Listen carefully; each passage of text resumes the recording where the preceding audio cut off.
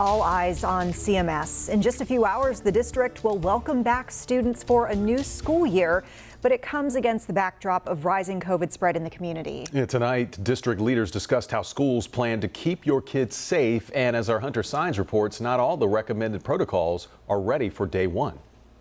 The school district says they're ready to have students back in person inside buildings across the district, and safety is a top priority. However, they're not following all of the health recommendations the health director wants to see on day one.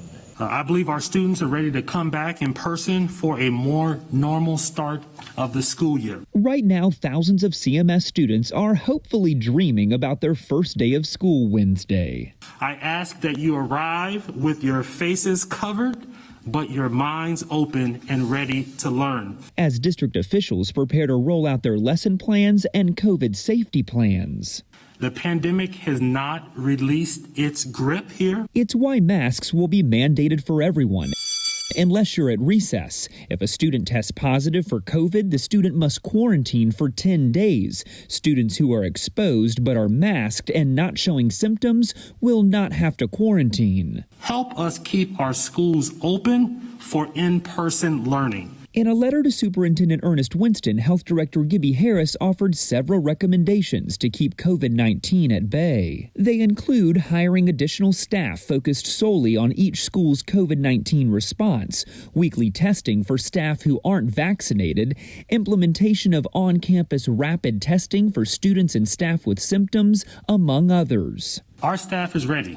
But on the first day of class, several recommendations won't be met. CMS will eventually hire 6 COVID-19 response coordinators for the district.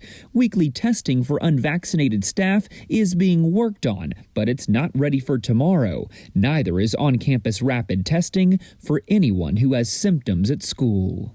District officials say they are working with providers to get COVID testing up and running on campuses. Students would only be tested if they have their parents' permission. Also, a good reminder as you head to the bus stop, be sure your kiddo has one of these, a mask, because they are required on the way to school.